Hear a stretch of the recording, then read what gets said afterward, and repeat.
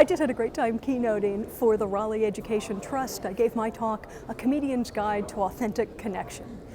The thing that comedians are really good at is connection, because we have to connect, otherwise nothing else we do works.